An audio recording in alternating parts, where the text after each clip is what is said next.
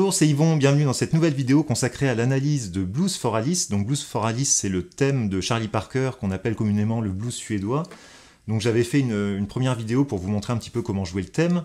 Vous retrouverez cette vidéo ici ou dans les liens qui se trouvent en dessous de cette vidéo. Vous m'aviez demandé, pour certains d'entre vous, s'il était possible de faire une analyse de cette grille. Donc je me suis dit, ouais, il y a beaucoup d'accords là-dedans, et faire une analyse de grille harmonique, c'est pas forcément simple, et ça dépend un petit peu des connaissances de chacun.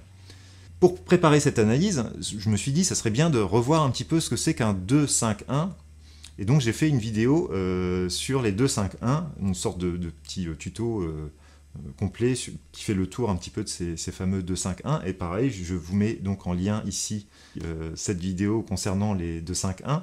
Voilà cette grille, et la première des choses à faire quand on voit cette grille, c'est de se demander dans quelle tonalité on se trouve. Alors, l'indice, si on a la partition en solfège, bon, avec si elle est bien écrite, avec les bémols, les dièses, etc., on peut déterminer la tonalité, mais même avec la grille d'accords, simplement, on peut quand même à peu près savoir dans quelle tonalité on se trouve. L'accord de début, 9 fois sur 10, c'est un bon indicateur, hein. Et ici c'est le cas, hein. C'est Fa majeur, et si je joue toute la grille, donc j'ai enregistré la grille là sur ma pédale de boucle, et que je joue la gamme de Fa majeur, alors ça va pas marcher partout, mais ça va marcher à quelques endroits, et on voit que c'est quand même assez cohérent, quoi.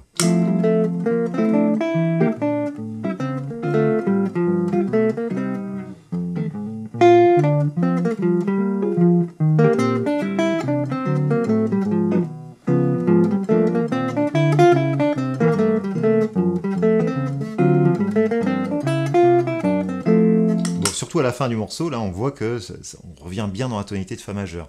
Il y a plein d'endroits où attention, j'ai fait attention aux notes que j'allais faire résonner parce que ça ne collait pas toujours avec la grille. Bon. Mais on va essayer de voir un petit peu comment tout ça fonctionne par rapport à Fa majeur.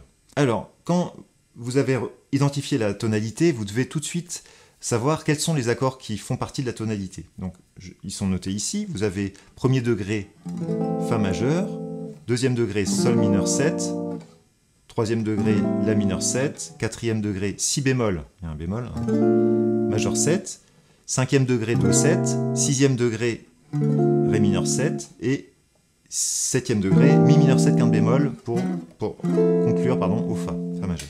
Pourquoi je joue ces accords? En fait, ce sont tous les accords qui sont construits uniquement avec les notes de la gamme de Fa. Donc Fa, Sol, La, Si bémol, Do, Ré, Mi, Fa. C'est une gamme de Fa qui contient un Si bémol. Donc la première étape, ce serait d'identifier tous les accords par rapport à la tonalité de Fa majeur. Mais on va vite se rendre compte, si on fait ça, qu'il y a plein d'accords qui ne fonctionnent pas du tout. Si je prends la première ligne, hein, Fa majeur 7, premier degré, tout va bien. Mi mineur 7, quinte bémol, septième degré, ça fonctionne. Troisième degré, 7 pour le La 7. Bah oui, parce que normalement, en Fa majeur, troisième degré, c'est un La mineur. Et là, on se retrouve avec un La 7, avec une tierce majeure. Donc, là, on a déjà un accord qui ne fonctionne pas. Ensuite, Ré mineur, sixième degré. Là, on arrive sur la relative mineure, tout va bien. Et tout de suite après, Sol 7. Donc, normalement, le Sol, il devrait être mineur. Donc, pareil, on va avoir une note ici qui module. Ensuite, Do mineur. Alors, non, normalement, ça ne va pas du tout, parce que le Do, c'est vraiment un accord important. On devrait avoir Do 7 en Fa majeur. Donc, si on commence à chiffrer de cette manière-là, on peut, et c'est même pas mal dans le sens où ça va permettre de tout de suite identifier les notes modulantes. Par exemple, si je reprends mon Do mineur 7, par exemple, qu'est-ce qui se passe? La tierce majeure du Do, donc Mi, devient Mi bémol.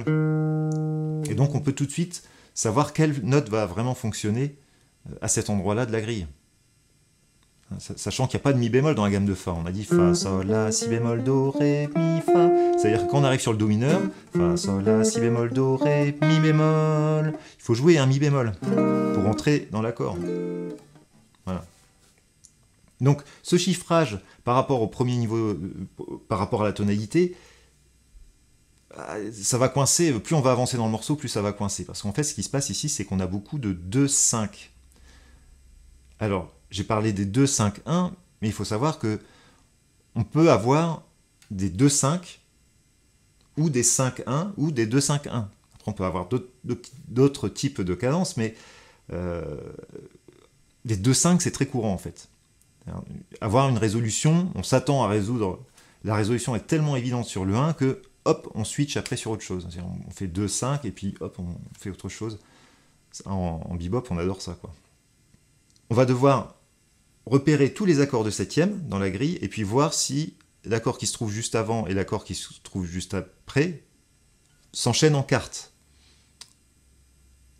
Et vous vous souvenez, lors des cartes, c'était si, mi, la, ré, sol, do, fa. Donc ça, c'est important. Et puis ensuite, regardez si on a un enchaînement de type mineur 7, quinte bémol, 7, mineur, mineur 7, voilà, ou mineur 7, 7, majeur 7. Donc ça, c'est un peu les deux conditions. Alors, si on prend notre morceau, on repère, donc première étape, tous les accords de septième, ben, c'est presque un accord sur deux. Hein. Alors, presque un accord sur deux, ça veut dire qu'on ne va pas avoir vraiment de 2, 5, 1, mais on aura plutôt soit des 2, 5, soit des 5, 1. Alors, je vous mets en garde tout de suite parce que, regardez, si on se concentre sur le La7, dans la deuxième mesure, on regarde l'accord qui se trouve juste avant, Mi, l'accord qui se trouve juste après, Ré, on a Mi, La, Ré, ça fait bien une séquence en quarte, hein, Si, Mi, La, Ré, Sol, Do, Fa, Si, Mi, La, Ré, donc Mi, La, Ré, ça fonctionne bien, et on a Mi mineur 7, quinte bémol, La 7, Ré mineur 7. Donc, a priori, on pourrait se dire, bah, c'est un 2, 5, 1 en Ré mineur. Sauf que, après le Ré mineur, on ne se pose pas sur le Ré mineur. Tout de suite après, on joue un Sol 7. Et donc, on va avoir Ré mineur 7, Sol 7, Do mineur 7, si je prends la séquence suivante. Et là, on voit bien que le Ré mineur 7, Sol 7, c'est un 2-5. Alors ici, qui devrait résoudre sur un Do majeur, puisqu'on commence par un accord mineur 7. Et, manque de bol, on va vers un Do mineur 7. Donc on voit bien qu'ici, c'est une séquence, c'est une série de 2-5, avec des résolutions plus ou moins bonnes, quoi. C'est-à-dire Mi mineur 7, quinte bémol, La 7 résout vers le Ré mineur, mais tout de suite s'enchaîne avec le Sol 7, donc on a un 2-5 qui s'enchaîne avec la quatrième mesure. Donc si je reprends encore une fois les 4 mesures, Mi mineur 7, quinte bémol, La 7, c'est le 2-5 en Ré mineur, et donc c'est du Ré mineur harmonique. Les 2-5 mineurs, le plus simple, c'est de les traiter comme du mineur harmonique. Donc quand on va avoir Mi, La, on va avoir... Là, je joue la gamme de Ré mineur harmonique. Là, j'ai joué la gamme de Ré mineur harmonique en partant de Do dièse. Sur tout le 2-5, ça fonctionne très bien. Hein. On peut le faire à l'envers.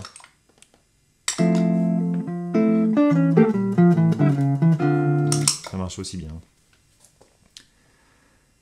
Ensuite, Ré mineur 7, Sol 7.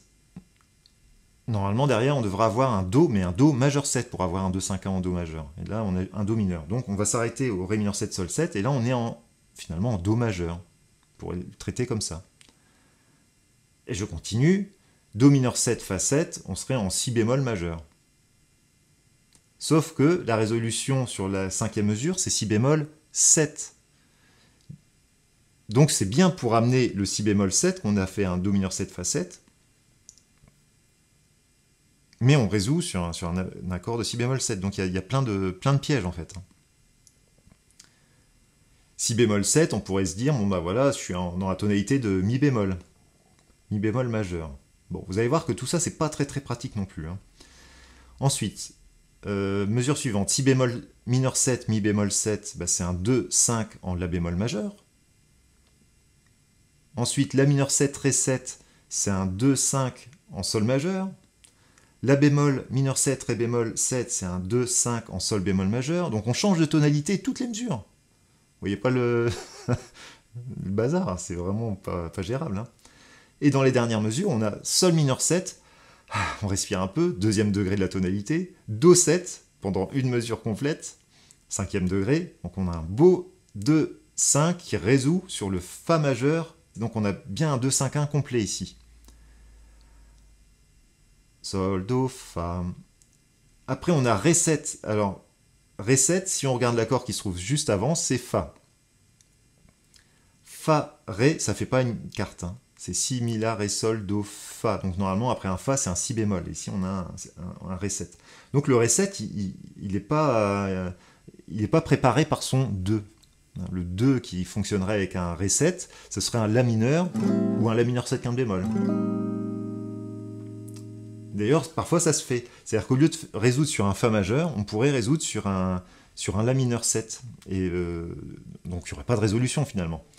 Si je fais ma dernière ligne, ça donnerait Sol, Do, La, Ré, Sol, Do, Fa. Ça se fait, c'est assez courant. Puisqu'en fait, le Fa majeur 7 et le La mineur 7 ont plein de notes en commun.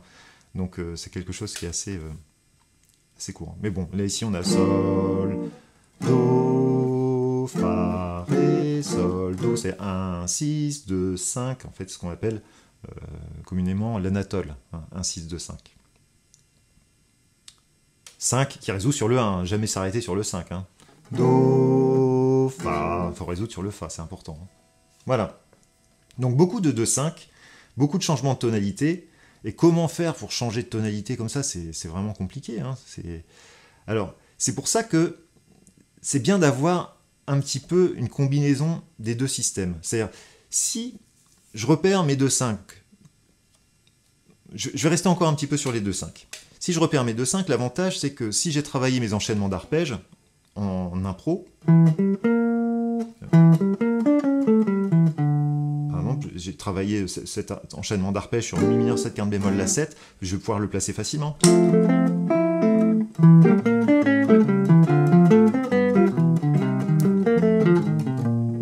J'ai essayé de faire à peu près le même motif sur les enchaînements.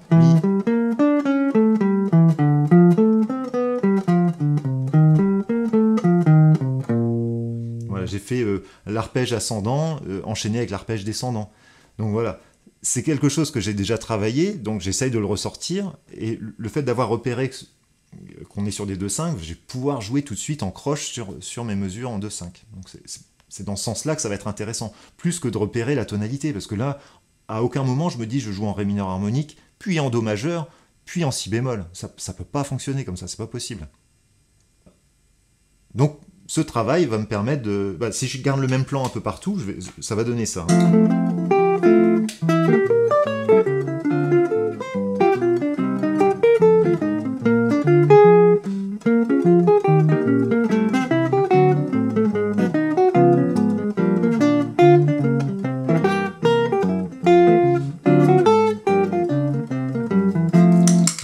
Là, j'ai placé plein d'arpèges avec toujours plus ou moins le même motif. Alors, c'était... en fait, l'idée du motif, c'est... quand je l'ai fait en Mi, je fais mon arpège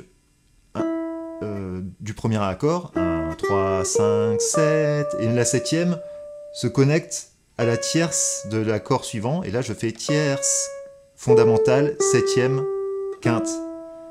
Et après, je connecte ma dernière quinte jouée. En fait, donc, je fais un arpège, mon arpège de la 7, j'ai pas fait... Mais j'ai fait autre chose. J'ai joué tierce, j'ai joué les notes, mais pas en démarrant de la fondamentale, pour pouvoir faire une connexion. Donc tout ça, ça se prépare. Hein.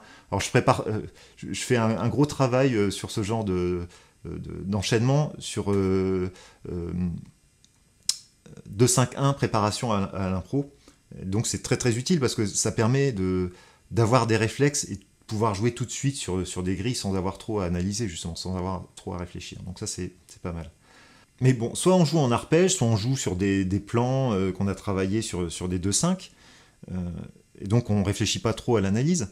Si on analyse le morceau, ça ne va pas nous servir si on se dit, bon, bah, je suis en Fa majeur, puis en Ré mineur harmonique, puis en... Enfin, c'est infernal, c'est pas possible. Il faut raisonner par rapport aux accords qu'on a mémorisés ou qu'on est en train de lire en direct. C'est compliqué de passer d'une tonalité à une autre. Ou alors, il faut entendre les notes qui modulent. Et donc, c'est pour ça que je pense vraiment qu'il est préférable de tout recentrer à un moment donné par rapport à la tonalité du morceau, Parce que l'auditeur, il entend que c'est un morceau en Fa majeur. Hein. Quand j'avais joué tout à l'heure ma gamme de Fa en prenant plein de précautions pour que ça sonne à peu près sur la grille, l'auditeur, il entend c'est du Fa majeur, mais qu'il y a des notes à l'intérieur de ce Fa majeur qui bougent. Et donc, c'est ça qu'il faut essayer de comprendre pour pouvoir improviser et pour pouvoir viser tout de suite les bonnes notes, finalement. Moi, j'aurais tendance à simplifier un peu la grille pour le raisonnement et de me dire, voilà, en fait, on a Fa majeur, 3, 4, le 2, 5, on peut le remplacer simplement par un 5, puisque le 2, c'est pour préparer le 5, mais en gros, on aurait Fa, 2, 3, 4, le 5 qui va amener le Ré mineur. Et le Ré mineur, il a du sens par rapport à Fa, puisque c'est la relative mineure de Fa majeur. Donc c'est comme si on était en Fa pendant 2 mesures, avec une cadence qui amène au Ré mineur, à la relative.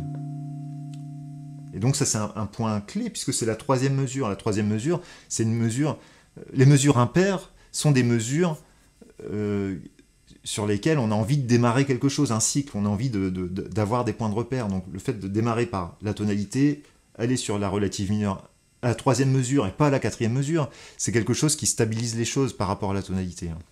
3, 4, donc le 5 qui amène le Ré, et puis ensuite le Fa 7 qui amène Si bémol. Et ça, c'est ce qu'on a dans un blues. C'est-à-dire que le principe du blues, c'est qu'on est sur une structure de 12 mesures et qu'on est autour du premier degré dans les 4 premières mesures. Et quand on arrive à la 5e mesure, on bascule sur le 4e degré. Donc, on a bien Fa majeur et puis on bascule sur le 4e degré. Et ici, c'est un Si bémol 7 qui rappelle le côté bluesy. Alors, pourquoi je dis ça? Parce que normalement, les blues, on joue ça avec des accords de 7e. Mais là, nous, on est à la fois sur quelque chose de très sophistiqué du point de vue de l'harmonie et sur quelque chose de bluesy. On est bien sur Fa majeur, donc avec une 7e majeure.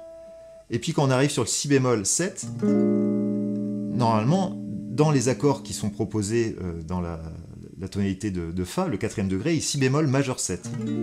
Donc là, la note, on pourrait le chiffrer 4e degré 7. Et donc c'est quoi la différence entre un 4e degré majeur 7 et un 4e degré 7? C'est la 7e qui va devenir mineure, donc la 7e de Si bémol, La, qui va devenir La bémol.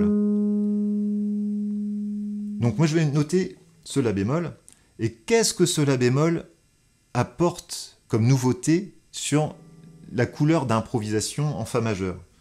Au lieu d'avoir Fa, Sol, La, tierce majeure, on va avoir Fa, Sol, La bémol. Donc ce côté justement bluesy des blue notes, l'ambiguïté entre mineur et majeur, on l'a clairement là quand on arrive sur le 4e degré 7. Parce que ce 4e degré est 7, on va pouvoir jouer du Fa avec une tierce mineure. Donc tous les plans en penta, Fa mineur vont fonctionner très très bien sur le Si bémol 7. Alors qu'au début, je vais rester plutôt sur mon Fa majeur. Et puis quand j'arrive sur mon Si bémol, voilà, là je vais jouer. Et quand je vais revenir sur un Fa à un moment donné, mon La bémol va redevenir La. Voilà. Donc je reviens à mon système un peu de pensée qui simplifie les choses. Je reprends donc Fa majeur, première mesure, La 7, deuxième mesure, Ré mineur, la relative, 6e degré, troisième mesure, et Fa 7, quatrième mesure, pour arriver sur Si bémol 7. Et après on a Si bémol, Mi bémol. Donc là on est dans un 2-5 en La bémol majeur, mais on ne résout pas sur le La bémol majeur. Mais le fait de jouer ce 2-5, pareil, va apporter quelque chose de neuf dans la couleur de Fa majeur. C'est-à-dire quand je suis en La bémol, la tonalité de La bémol majeur, vous avez les accords ici, on a La bémol, Si bémol, Do bémol, Ré bémol, n'importe quoi, La bémol, Si bémol, Do mineur, Ré bémol majeur 7, Mi bémol 7, Fa mineur 7, 6e degré. Donc c'est Fa mineur. C'est-à-dire que là, quand on joue sur Si bémol, Mi bémol, en réalité, on s'imprègne de la tonalité de La bémol et donc aussi de sa relative mineure qui est Fa mineur. Donc on reste bien dans la couleur de Fa mineur. C'est-à-dire que quand on est sur la 5e mesure, je vous ai dit, on joue déjà en Fa mineur. Et le fait de passer en Si bémol, Mi bémol, je vais pouvoir rester en Fa mineur. Ça va très très bien fonctionner. Et donc je ne vais pas penser, je suis en La bémol. Ça n'a pas de sens. Ça a du sens. Il faut toujours faire un lien avec ce que l'oreille entend. Voilà. Alors on arrive à la mesure suivante, La mineur 7, Ré 7. Alors La mineur 7, Ré 7, on est normalement en Sol majeur. Mais pareil, qu'est-ce qu'un Sol majeur vient faire dans ce morceau? Qu'est-ce que ça a comme sens par rapport à la tonalité de Fa majeur? Alors, ce que je vous ai expliqué tout à l'heure, c'est que le La mineur, c'est un accord qui est très proche du Fa majeur. C'est-à-dire qu'on a le Fa majeur, c'est Fa, La, Do, Mi. Si je fais jusqu'à la 9e, c'est Sol, Fa, La, Do, Mi, Sol. Et le La mineur 7, c'est La, Do, Mi, Sol. C'est presque les mêmes notes. Donc le fait de revenir sur La mineur, c'est un petit peu comme si on repassait dans la tonalité de Fa majeur. Là, ça a du sens. Alors qu'effectivement, on pourrait se dire, voilà, j'ai un 2-5 en Sol majeur, et encore une fois, tous les plans de 2-5 en Sol majeur vont merveilleusement bien fonctionner là-dessus, ça va apporter des couleurs super. Mais attention, un 2-5, quand je fais La mineur 7, Ré 7, normalement, le La, Si, il y a un Si bécard dedans. Donc si je joue ce Si bécard et que j'appuie dessus à ce moment-là, il va se passer... ça va être un peu tendu, mais ça va être intéressant. Mais c'est pas la première chose que l'auditeur va percevoir. L'auditeur, il va percevoir que on revient dans la tonalité de Fa majeur. Je vais essayer de vous montrer ça sur la grille. Donc au début, on est en Fa majeur.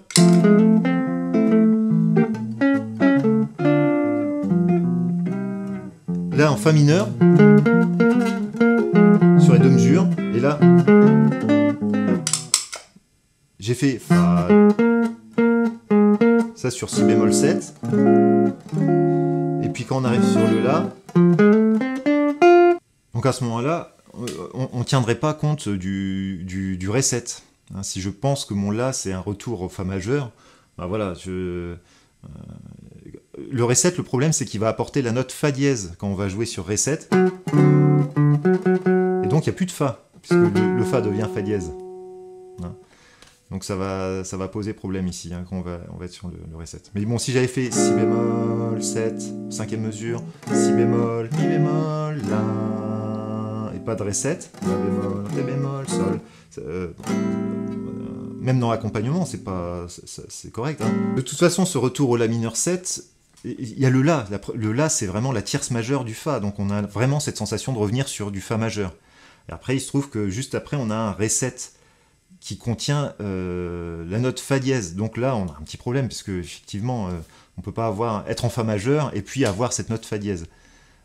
Donc on est tout de suite embarqué dans ce 2-5. Mais soit on ne tient pas compte du Ré 7, et ça c'est tout à fait faisable, c'est-à-dire on se dit, non, moi je joue retour au Fa majeur, et puis je garde ce Ré 7 comme une coloration. De toute façon, il tombe sur le 3e temps, donc il aura moins de poids que le La mineur qui est sur le premier temps. Après, vous pouvez faire un plan sur le La mineur 7, Ré 7, ça marche très bien aussi. Alors je vais essayer de faire ça. On va faire à partir de la 5e mesure.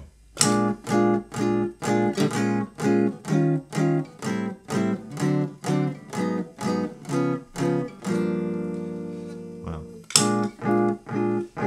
Donc si je fais mon Si bémol et que je pense sur mon Si bémol 5e mesure Fa mineur, et je joue Fa mineur penta,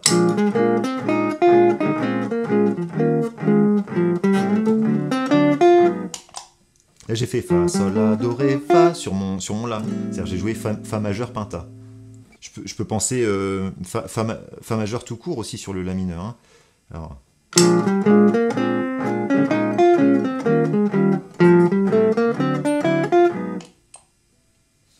ça passe, hein, ça passe. Hein, franchement, quand on est sur le Ré7, puisqu'en fait, la tonalité, c'est quand même quelque chose qui est très marqué. Le Ré7 qui est placé sur la troisième temps de la mesure,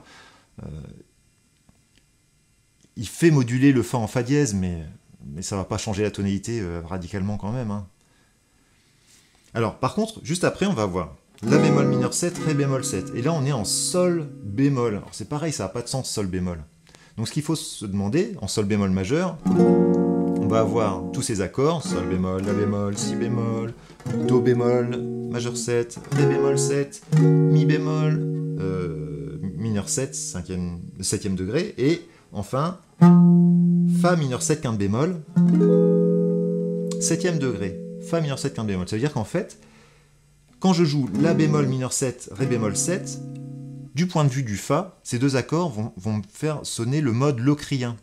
Alors ça, c'est plus intéressant. C'est-à-dire que je peux penser Fa locrien, c'est-à-dire avec tout ce que ça contient comme note modulante. C'est-à-dire Fa, seconde mineure, donc toujours... donc je reviens dans un mode mineur, hein, avec tierce mineure, quarte, quinte bémol, six mineur, 7e octave. On va essayer ça. Hein. Donc je vais devoir faire Fa mineur pendant 2 mesures, Fa majeur pendant 1 mesure, et Fa locrien. Et vous allez voir qu'il y a un lien entre tous ces 2/5, c'est le son du Fa qui module comme ça à travers des modes finalement. Hein.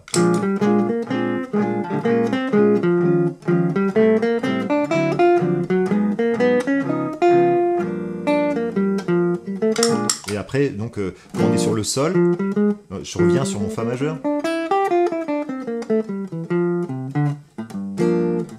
Voilà. Donc vous voyez que les 2/5, ou les 2/5-1, mais c'est très souvent des 2/5, il y a trois façons de voir les choses. Soit vous jouez des plans en arpège. Alors il y a plein de substitutions, si possible, il y a plein de choses. Soit vous travaillez des phrases qui fonctionnent avec les 2/5, mais il faut réussir à les connecter les unes aux autres, ce qui n'est pas toujours évident. Soit vous essayez de vous demander, mais tous ces 2/5 qui ne font pas partie de la tonalité de départ, c'est quoi le lien qu'il y a entre ces 2/5 et la tonalité de départ? Et donc vous repérez les notes modulantes, ou les modes, mais en fait en changeant de mode, finalement vous repérez les notes modulantes, ça revient toujours au même. Hein. Alors si je reprends maintenant toute ma grille, et que je regarde toutes les notes modulantes. Donc on est en Fa majeur, première mesure. Quand je vais arriver sur mon La7, vous avez vu que tout à l'heure, pour moi, je le considère presque La7 en impro dès le premier temps, hein, de la deuxième mesure. Donc je vais jouer la note modulante Do dièse. Ensuite on a Ré, Sol. Alors on avait vu que le Ré c'était la relative de Fa majeur, mais je pouvais aussi me dire je suis en Do et donc avec un Si bécard. Mais le problème c'est que jouer Si bécard tout de suite, c'est comme si on jouait du Fa lydien. Mais on pourrait jouer Fa lydien sur cette troisième mesure. Donc moi on est sûr que ça fonctionne sur les deux accords. Et après on a Do mineur 7, Fa 7. Donc ça on a dit que c'était en Si bémol. Mais en fait, Si bémol, c'est pareil, ça ne nous apporte rien. Par contre on a Fa 7, Fa 7. Ben voilà, on voit tout de suite la note modulante, c'est la 7e. Donc là, on va jouer du Fa mixolydien avec un Mi bémol. Donc là, il faudra jouer du Mi bémol. Donc si je reprends ces 4 premières mesures, on va avoir...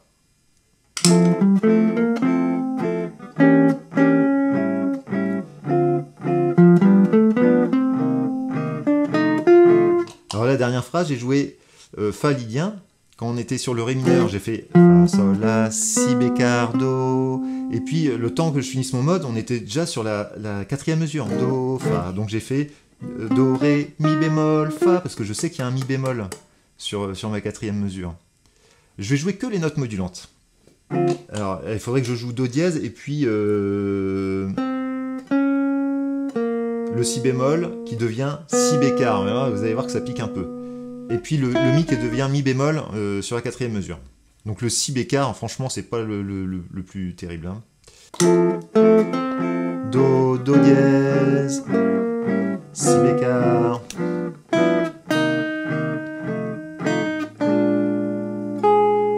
Alors là, j'ai même fait Mi, alors qu'on était encore sur le sol. Donc mi bémol, donc le mi qui devient mi bémol. Donc on va faire abstraction du si, de la troisième mesure, et on a déjà une guide tone line, c'est-à-dire des notes modulantes qui vont nous permettre de développer un peu autour de la gamme de fa majeur finalement. Donc, mon do qui devient do dièse, qui devient ré, mon mi qui devient mi bémol, et mon la qui devient la bémol. Voilà. On entend bien que ce sont les mouvements qu'on a. Alors, ensuite, on va avoir le ré qui va devenir ré bémol.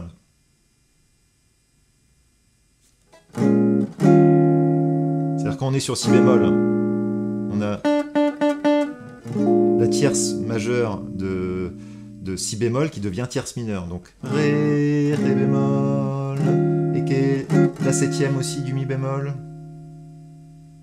Alors ça paraît peut-être un peu compliqué de penser comme ça, mais je vous assure que c'est hyper important d'entendre toutes ces notes modulantes, parce que quand on improvise et qu'on est juste avec les accords qui défilent, on se dit tiens, il y a eu un changement, il faut entendre ces changements et pouvoir les manifester par ces notes modulantes, les notes qui ont fait changer l'atmosphère du morceau. Si je joue mon morceau tout en fa majeur, on va voir que ça ne fonctionne pas.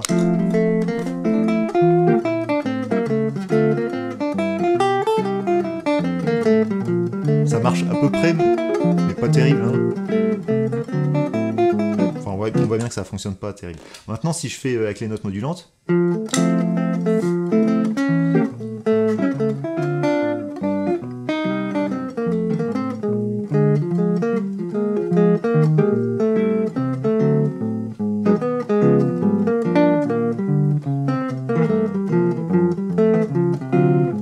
Je refais une grille.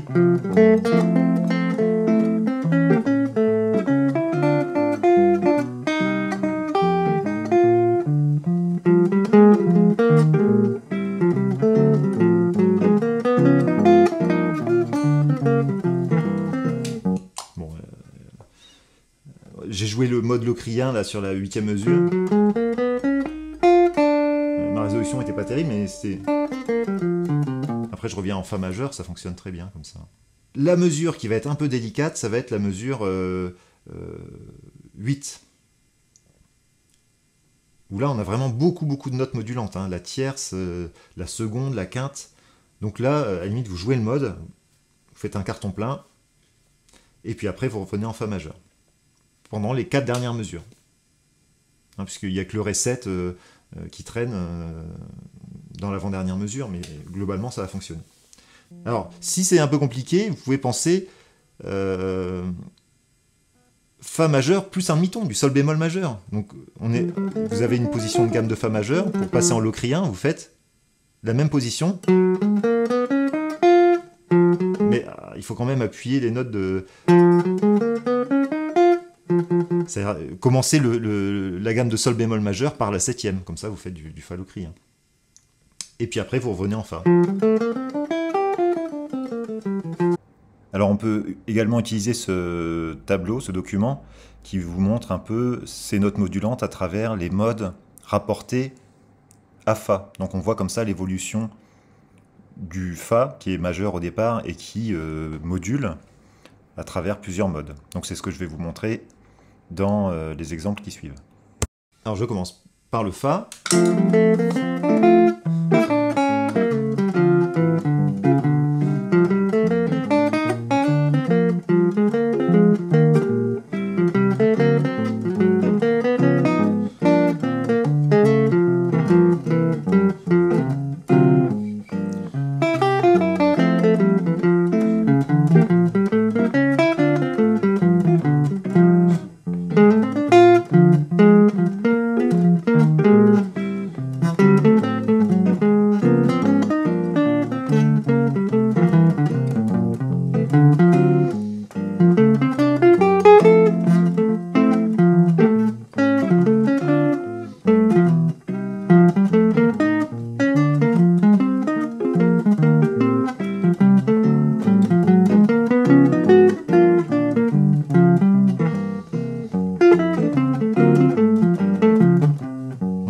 Là, j'ai pensé exactement comme je vous ai expliqué.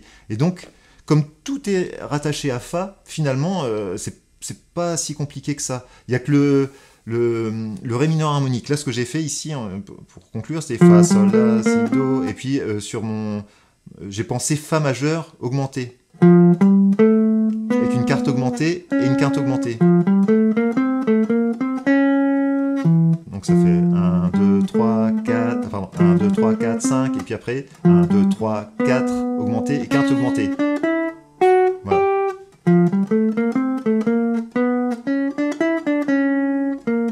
Et après je reviens en Fa majeur. Et après je vais sur ma septième. Après je me concentre sur la tierce mineure. Je reviens en Fa majeur. Et après c'est mon Fa locrien ou mon Fa décalé. Je reviens en Fa. Et c'est le même doigté hein, quand j'ai fait mon Fa locrien. Et je refais le même doigté ici, sauf que je démarre pas de l'index, je démarre directement. Donc c'est pas si compliqué que ça. C'est sûr que c'est compliqué parce qu'il faut changer quand même presque toutes les mesures. Mais de cette manière, vous allez faire quelque chose d'assez mélodique. Et qui tient la route par rapport à la tonalité. Voilà. Bon, c'est ma façon d'analyser les morceaux et de jouer par-dessus. Je suis convaincu que c'est la meilleure approche au départ pour se former l'oreille et pour renforcer l'oreille sur les grilles, sur ces grilles de bebop très compliquées. Après, on va pouvoir coller plein d'autres couleurs, des choses très très intéressantes, plein de substitutions. Mais il faut déjà avoir les oreilles bien câblées, quoi. Et ça, c'est repérer les notes modulantes. Si vous passez à côté, bah, le public, même s'il n'est pas forcément éduqué à ce genre de musique, il va l'entendre. Il va entendre que c'est à côté. Donc, passer du temps à travailler ces notes modulantes, et puis en plus, techniquement, bah, voilà, on n'est pas obligé de jouer 10 000 notes à la seconde. Hein. Voilà, on reste concentré sur Moi, je suis resté pratiquement sur une octave. Donc voilà, on reste à l'intérieur d'une octave.